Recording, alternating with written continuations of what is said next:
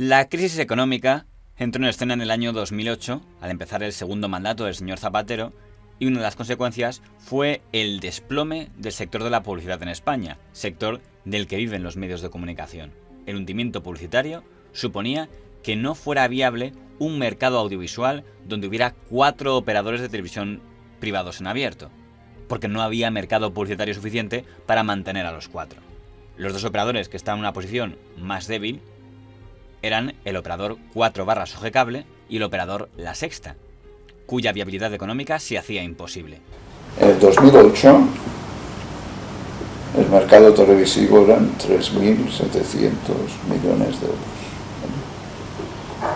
En el 2014 eran 1.700 y ahora estamos en 2.000 pelados. Esos 2.000 millones, estoy hablando solo de televisión, sí. Que puedes ir a prensa y tal y cual, esos 2.000 millones no se van a recuperar nunca. Y esos, digamos, ahora no recuerdo exactamente, La Sexta, que tiene un 7% de audiencia, un 7% de audiencia que seguramente sería un 10% de la tarta publicitaria en 370 millones. Un 7% de audiencia, pues no llegan a 170. Para intentar ayudarles, el gobierno Zapatero tomó una primera medida extraordinaria: suprimir la publicidad en el operador público, es decir, en Televisión Española. Pero esto no era suficiente para salvar a aquellos operadores. El siguiente paso fue aprobar una nueva ley que permitía la fusión entre operadores. Parecía evidente que esa ley se había hecho para que La Sexta y 4 se fusionaran, y de esta manera el mercado de operadores de televisión quedará formado por 3 operadores privados, Antena 3, Telecinco, y la fusión resultante de 4 y La Sexta. Premio. Así que sepas que estamos todos como muy orgullositos de poder compartir algún día contigo estas mesas. Oye, pues... Sí. Pues déjame que diga una cosa, Andreu. Dime. Déjame que diga una cosa. Yo no sé lo que pasará. Pero lo que has dicho tú se puede perfectamente devolver. En fin, respondo al raquetazo con otro raquetazo igual. Es lo mismo. También para mí sería un orgullo. Muchas y ahora gracias. te digo una cosa. No tengo ni idea, pero tengo la corazonada de que antes de que acabe esta semana, algo vamos a saber. Sin embargo, las malas relaciones entre los directivos de La Sexta y los directivos de Sogecable, como consecuencia de la Segunda Guerra del Fútbol, hizo imposible aquel pacto. Esa posible fusión de Sogecable y de La Sexta. Me gustaría preguntarle, señor Cebrián, por qué se emprendieron esas negociaciones y si fue, digamos, un proceso sincero por ambas partes, teniendo en cuenta que había tensión, que existía tensión entre ambos grupos, especialmente durante el año pasado. Mire usted, las negociaciones entre Imagina y Prisa se rompieron fundamentalmente porque no nos poníamos de acuerdo con las valoraciones de las compañías. Yo mismo hablé con los representantes de Imagina al día siguiente diciendo que estábamos dispuestos a seguir negociando, igual que estamos negociando con otros operadores. El problema es saber quién estaba al otro lado de la mesa en esas negociaciones. Yo me he encontrado, estaba negociando por lo visto con alguien que manejaba el boletín oficial del Estado. Y eso no lo maneja la empresa Imagina, y lo manejan los dueños de Imagina. Eso lo maneja el gobierno. Entonces, aquí ha habido un problema de identificar quiénes son los verdaderos negociadores y quiénes están detrás del proceso de reconstrucción de los medios. Y se llegó a un acuerdo final, el acuerdo se llegó a escribir, el contrato llegó a existir y estaba absolutamente formalizado todo sobre la base precisamente de que fueran 2 sociedades al 50-50 y de repente en una comida nos dijo Manuel Polanco que había un último cambio y era que todo estaba perfecto, todo estaba igual, todo correcto, pero en vez de 50-50 tenía que ser 49-51. Ellos creen que tienen ganada la batalla y que te tienen cogido completamente y te dicen la prueba del último momento es que ahora te aprieto y no tienes más remedio que aceptar. Nosotros en ese momento como grupo decimos no, nos quedamos aquí y nos plantamos. Fue entonces cuando los directivos del Grupo Prisa, encabezados por don Juan Luis Cebrián, pusieron en marcha una de sus operaciones más ambiciosas, el proyecto de fusión entre Prisa y Mediaset. era un acuerdo original si se tenía en cuenta que Mediaset era un grupo mediático italiano dirigido en España por don Paolo Basile, cuyo presidente en Italia es don Fedele Confalonieri, pero en última instancia el dueño es el señor Silvio Berlusconi, a quien el grupo Prisa había denostado en sus medios. Ahora la crisis les hacía plantearse ser aliados. Yo creo que Berlusconi debe considerar facciosos, es decir, sectarios, cualquier medio de comunicación que él no controla, como Hugo Chávez o como otros. 4 de noviembre, ¿qué te vas a poner? 4 de noviembre, ¿qué te vas a poner? Pues me voy a poner de ropa. Sí. Pues me voy a poner. No te pongas nada. Nada, no que sé. es un programa joven. Oye, esto es algo histórico. Telecinco y 4. Esto suena. Esto suena. Para que igual Esto suena. Que no. Lo que no me gusta es lo de Prisa, que toda la vida ha estado ahí brujuleando, que no sabía si era no, porque si hablas con este abogado esto es más para acá, si hablas con esto es más para allá, si hablas con el editorialista es más para allá. ¿Qué querían? Todo el poder. Pues han terminado en manos de Berlusconi. El proyecto de fusión Prisa-Mediaset tenía varias fases. La primera de ellas era fusionar los dos operadores. Desaparecería el operador 4 Sogecable, desaparecía como tal la marca Sogecable y quedaría como operador único Mediaset, que gestionaría hasta 8 canales, los 4 que tenía de origen Mediaset España y los 4 que le venían por el acuerdo con Sogecable, lo que le convertiría en el operador con más canales de España. El segundo paso era que el diario El País se comprometía a que el Consejo Nacional de la Competencia, cuyos miembros eran los designados por el gobierno Zapatero, es decir, por don Alfredo Pérez Rubalcaba, no permitiera ninguna otra fusión. Y había un argumento para ello, que si se permitía una segunda fusión de operadores, quedaría un mercado de 2 operadores, un duopolio de hecho. Y si no se permitía ninguna otra fusión, Mediaset España lideraría con holgura el sector de la televisión en abierto. Y el acuerdo incluía también que Mediaset entraría en los medios de comunicación de Prisa para aportar su capital y darles sostenibilidad, incluyendo la plataforma de televisión de pago de Prisa, Digital Plus, que era el que estaba en una situación económica más delicada. Las fases del acuerdo se fueron cumpliendo. Desapareció la marca Sogecable, se produjo la foto de la fusión del señor Cebrián con el señor Basile y el señor Confalonieri. Don Juan Luis Cebrián y don Manuel Polanco, del grupo Prisa, se integraron en el Consejo de Administración de Mediaset, al tiempo que 2 directivos de Mediaset, el señor Máximo Musolino y Mario Ramírez, se integraban en el Consejo de Administración de Digital Plus y aportaban un capital económico que suponía suscribir hasta el 20% de Digital Plus. ¡Vamos, 7! ¡Ya está aquí! ¡Yo abro! Factoría, coge a tu hermano. ¡Ven conmigo, voy! ¡4!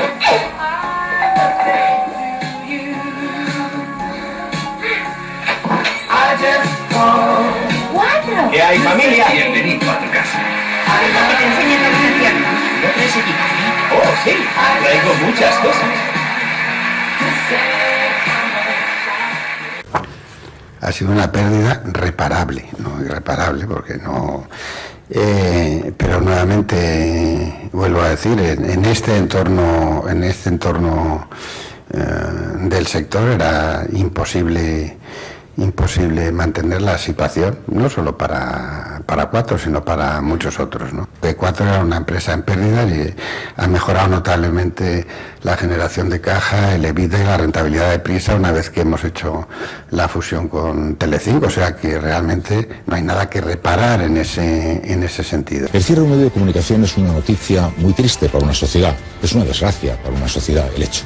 Unos empresarios norteamericanos deciden que ya no es rentable y unos empresarios italianos deciden que es rentable otro tipo de negocio muy diferente. Dentro del plan estratégico de negocios del grupo Prisa se había dicho por activa y por pasiva, lo había dicho el consejero delegado Juan Luis Cebrián, CNN Plus era un grupo estratégico, es decir, pasara lo que pasara, CNN Plus no se iba a cerrar. CNN Plus es una propiedad al 50% de Sogecable y de Turner Television. Yo creo que es un activo interesante y creo que ambas compañías estamos satisfechos con él. Sería muy raro que el modelo audiovisual de Prisa no incluyera una cadena de información de 24 horas. Me sorprendería a mí mismo. ¿Por qué cree que hubo un cambio? ¿Por la entrada del nuevo capital? ¿O? Yo creo más bien que fue, yo no culparía tanto a estos inversores americanos, pero yo creo más bien que fue una decisión interna de los gestores del grupo Prisa aquí en España, que decidieron que era un lujo que no se podían permitir. Hola familia.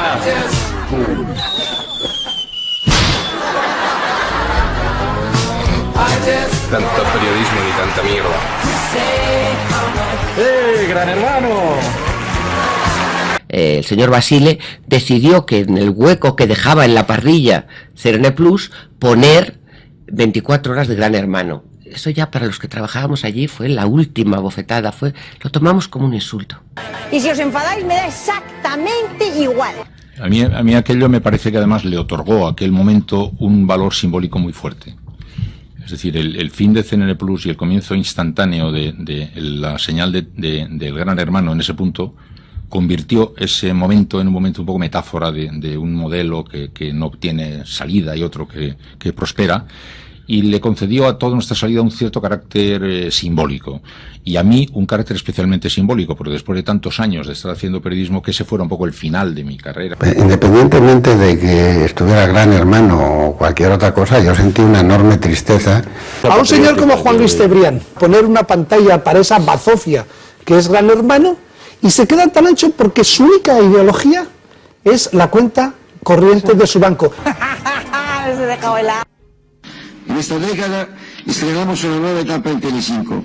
Confiamos en que la eliminación de la publicidad de la televisión pública y la pronta concreción de la más importante operación empresarial del sector audiovisual, la integración con Cuatro, consoliden nuestro liderazgo empresarial. En toda esta historia, ustedes, a mí ese grupo que publica esas noticias, que es el grupo Prisa, un medio que, por ejemplo, ha vendido su cadena 4, le ha vendido a un grupo, el grupo Mediaset, propiedad de una persona, don Silvio Berlusconi, procesado. Y tiene como accionista televisión de pago por satélite al mismo grupo, propiedad de la misma persona procesada y condenada. Ante esa situación, el operador Antena 3 Televisión, cuyos presidente y vicepresidente eran don José Manuel Lara Bosch y don Mauricio Carlotti, se apresuraron a diseñar un plan para absorber La Sexta y así integrar los 3 canales de La Sexta a su operador y poder así competir con Mediaset, que tenía hasta 8 canales, mientras ellos como Antena 3 solo tenían 4. O sea, nosotros teníamos 2 caminos para competir contra un grupo que se había fusionado previamente. O fusionarnos con La Sexta, que era la siguiente fusión que se podía hacer y por la cual había pasado antes Mediaset, que no llegó a un acuerdo, y luego Prisa, que no llegó a un acuerdo, y luego nosotros, que sí llegamos a un acuerdo después de 2 o 3 años. La otra alternativa a esto que yo estoy diciendo, que es lo que hicimos, es decir, oye, pues no me fusiono, le meto 50 millones de euros a Neox, que era el siguiente canal más importante que teníamos nosotros, y me invento un canal nuevo generalista, más de nicho, pero generalista. Pero optamos por la otra. Ser absorbidos era algo que le interesaba también a La Sexta, que estaba al borde de la quiebra para salvar su marca y a sus empleados. Esa es una posibilidad que se ha abierto y es una necesidad del sector. Después, como todo el mundo sabe, pues encontrar pareja estable y para muchos años no es fácil.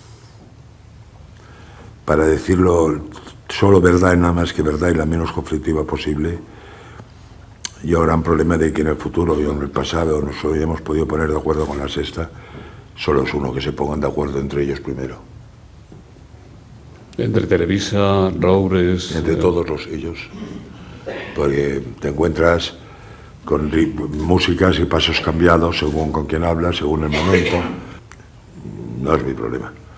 Yo no puedo poner de acuerdo a los accionistas de otra parte, ¿no? Con Televisa digamos que hacemos un seguimiento de la marcha del negocio. Ellos están lógicamente, como todos nosotros, preocupados un poco por la evolución del mercado español, regresiva, pero vamos, al no haber un cambio de los planteamientos, pues bueno, ellos digamos que siempre han sido partidarios de desarrollar o de llevar adelante un proceso de fusión. De una forma, porque fue una negociación larga, en la que precisamente el tiempo nos permitió bajar el precio, pero también el tiempo era una condición que se nos iba complicando, porque no es lo mismo competir 6 canales contra 6 o 7 contra 6, que competir en aquel momento, pues estos 2 canales contra 6. La fusión por absorción aprobada hoy por el Consejo de Administración del Grupo Antena 3 supone que La Sexta poseerá el 7% del nuevo Grupo Antena 3, una gran oferta de 8 canales que abarcan de forma complementaria y variada todas las demandas de espectadores y anunciantes. Pero, como estaba previsto, cuando anunciaron la fusión, el Consejo Nacional de la Competencia puso una serie de restricciones que en la práctica hacían inviable dicha fusión. Para Antena 3 y La Sexta, el Consejo de la Competencia estaba siendo injusto al impedirles algo que había permitido a Mediaset y a Prisa. Para el Consejo Nacional de la Competencia no era lo mismo permitir que el mercado pasara de 4 operadores a 3 que ahora permitir que pasara de 3 a 2, algo que según ellos atentaba contra la competencia. El Grupo Antena 3 califica de injustas y discriminatorias las condiciones impuestas por la Comisión Nacional de la Competencia en su proceso de integración con La Sexta. Todo esto hace inviable de facto el proceso de integración, pues sitúa al resto de operadores en una clara desventaja competitiva frente al Grupo Mediaset.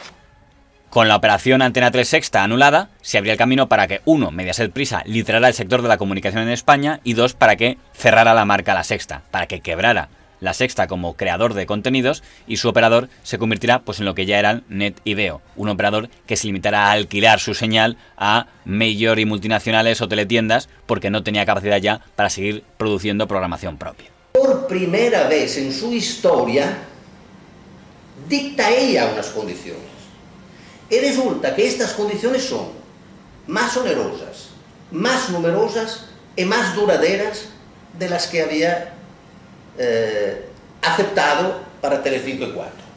Esa comisión, en aquel momento, se habían salido desde hace 6 meses, todos los vocales propuestos, nombrados a la propuesta del PP. Eran solo socialistas los que estaban en aquel momento. O sea, allí se había cuajado una operación que al consolidarse, es decir, si no se hubiese al final producido también la fusión de Antena 3, le daba a este conglomerado Mediaset Prisa el control de la prensa periódica, de la radio, de la televisión de pago, de la televisión en abierto y de la publicidad. Pero quien impidió aquella operación fue el gobierno.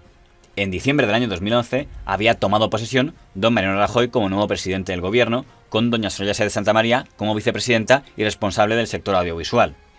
Fue este gobierno que, valiéndose de una prerrogativa gubernamental, anuló las restricciones del Consejo Nacional de la Competencia, permitiendo así que el operador La Sexta fuera comprado por el operador Antena 3 Televisión. Desaparecía, por tanto, La Sexta como operador, desaparecía el Consejo de Administración de La Sexta con don José Miguel Contreras a la cabeza, pero se salvaba la marca La Sexta integrada en Antena 3, que ahora pasaba a denominarse A3 Media. ¿Qué le terminó de convencer para fusionarse con La Sexta? Bueno, que siempre es mejor intentar competir con la misma artillería que tenga la competencia. ¿Quiere el micrófono si es suyo ya? No, todavía no. Yo soy suya. Cuidado, si... Todo lo mío es suyo, señor Lara. ¿Nos damos un abrazo y ya nos fusionamos? Hombre.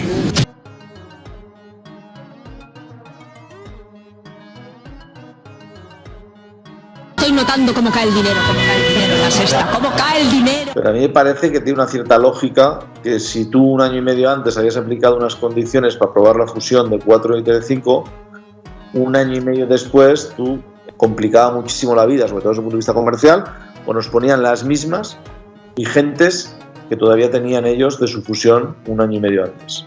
Por lo tanto, lo que hizo la CNMC o el gobierno es esto, poner las mismas condiciones.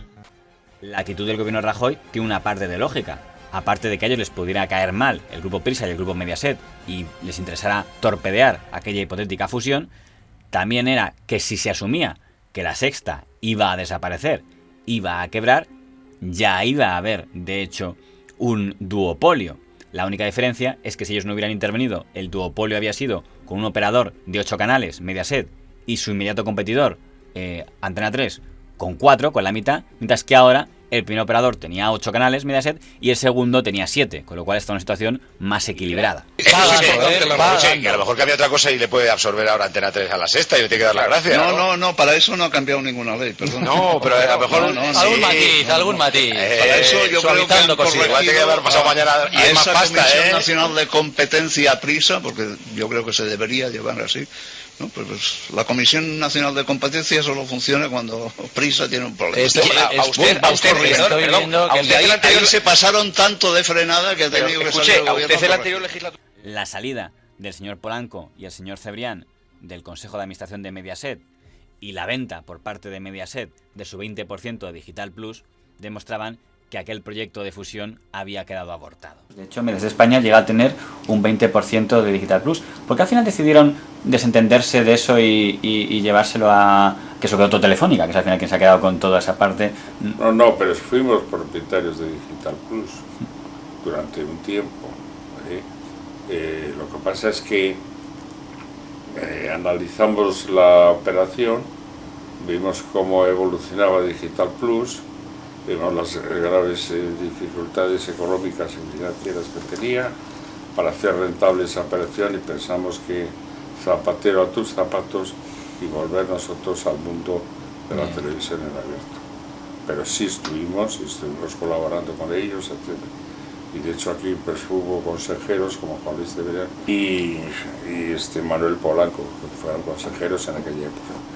Y luego cuando se hizo la alianza se retiraron. Lo que teníamos clarísimo es que si nos comprábamos la Sexta tenía cosas muy buenas, tenía un equipo directivo potente, tenía una apuesta por la información en aquel momento tímida, pero que tenía hechuras, tenía una marca reconocida y reconocible, se había hecho un hueco clarísimamente en la izquierda de este país, pero en la que podemos compartir esto tanto Antena 3 como la Sexta y como el grupo en general una serie de valores basados en la diversidad, en el cumplimiento de la Constitución, en la defensa de la monarquía, en una serie de principios, vamos a llamarles, muy generales, pero principios en las que los compartimos como grupo. Pero la óptica a aplicar a cualquier realidad, desde la Sexta se aplica desde una óptica de izquierdas, y desde Antena 3 se aplica desde una cadena muy mayoritaria para el centro, más que centro-derecha español, y ya está. De esta manera, la primera medida mediática tomada por el gobierno Rajoy había sido la de blindar lo que se ha venido a llamar el duopolio en el sector de la televisión en abierto en España, pero no sería la última medida mediática tomada durante la etapa del señor Rajoy como presidente del gobierno. O sea, que lo que ha germinado ha sido el imperio del duopolio, para que el señor Lara sea un poco más rico y al señor Basile le suba el bonus Berlusconi por su contribución al impulso de los valores éticos y estéticos de los españoles.